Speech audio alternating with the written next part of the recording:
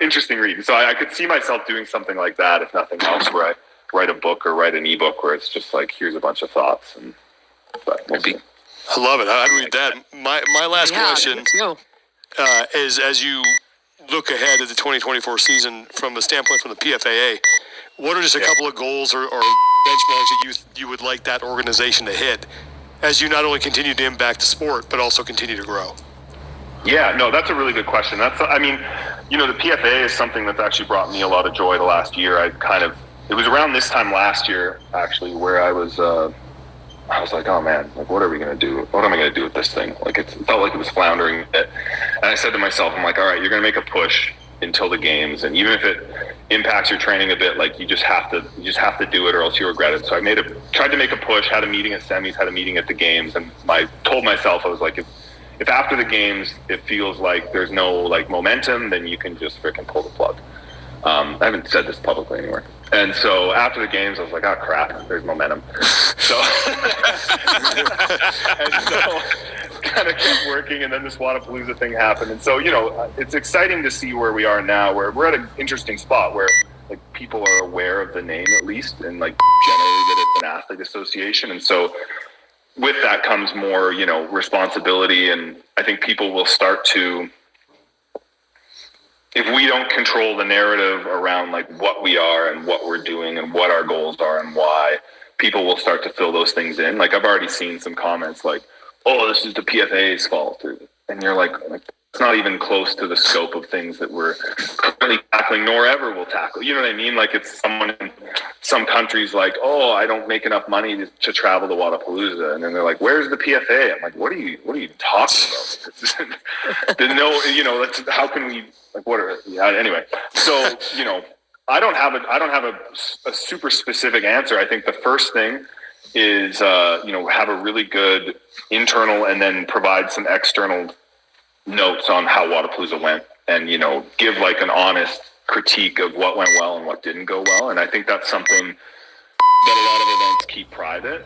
And then what happens is, let's say you have an event like the games, right, where something goes wrong, and because there's no like public admission of that, then other events like copy that thing. It's like, no, like that didn't work, like the shuttle to overhead. It's like, that was a bad event. You know what I mean? It was cool, I guess, but it was a bad event. There was a lot of things about the shuttle to overhead in 2022 that were just a bad event. And then you see other comps throughout the year like copying that format, and you're just like, please, like, stop. It'd be nice if they just said like, don't do this. We tried it. It's great that we tried it, but we're never doing that again. And so good wrap up of Wodapalooza is the first thing.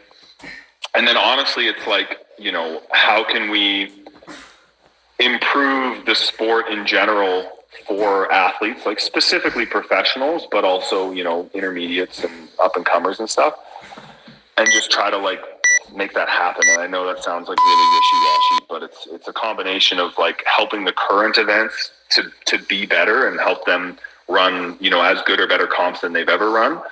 And then, hopefully like strengthening those bonds between them and the athletes and them and each other, and seeing like if there's opportunities for them to collaborate in some way that's like meaningful. Another big thing is, even just like media, right? Like helping you guys tell better stories and helping, the media work together because there is like a bit of a void as far as like a central media source. And that was such a strength that really helped propel my career in 15, 16, 17.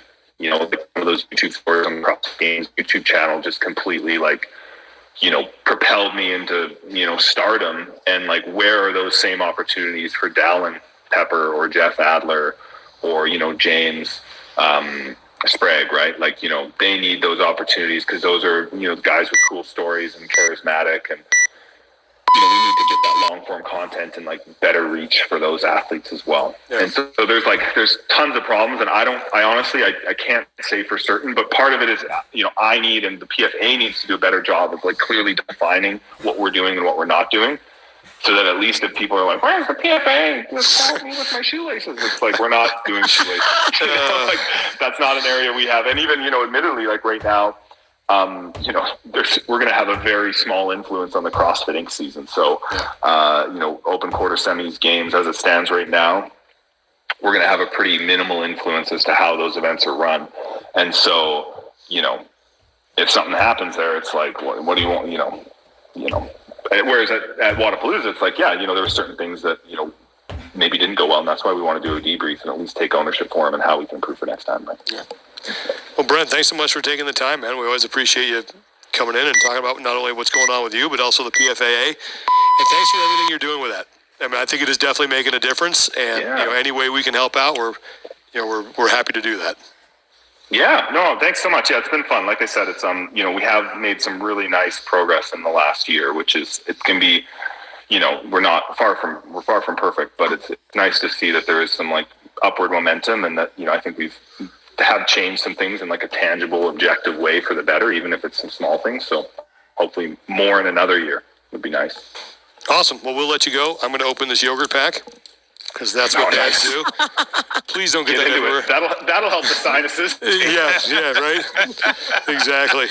He's doing better already. I'm just trying to keep him like occupied right now, and I don't even want to know what the mess that I have to deal with out there is. So, yeah. But, whatever. Could be worse. Just got to... Thanks, gang. Thanks for letting me ramble. Appreciate it. No, thanks for coming on, man.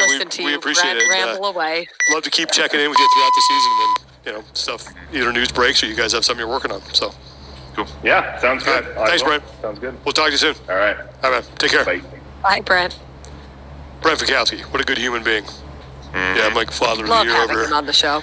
Yeah, he's great, and I think that the PFAA really is making a difference, slowly but surely, and that's why I wanted to ask him about what was kind of the plan for this year, because I don't know how involved they're going to be with CrossFit, and you heard him mention they keep it more or less internal, but I do know there are those conversations happening, and I hope that they are let in even more, because I think that it's going to make it better for everybody. For sure. Yeah, I mean, and here's the thing, like, even if your influence is going to be a little bit, and you can improve that by a percentage each year and slowly start to pry that door open, that's something, right? Like, you keep at it, and eventually, hopefully, you have a much larger influence than anyone would have imagined further on down the line, and suddenly it feels like you've been there the entire time. It's like, what was that? Like that whole boiling a frog parable. Yeah. Right. You start out with lukewarm water and you increase it by a degree at the time before you know it. So. For sure. Okay. Do we have any community support we have to get to before we get to PRs and no reps and we sign off? We do. So we had the one that I mentioned from Trey Abelson that is still ongoing. Let me pull that up real quick.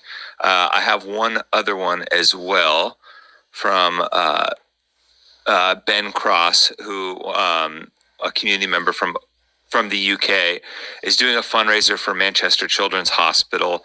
1,000 burpees, 1,000 wall balls, plus 1,000 calories on the Concept 2 bike.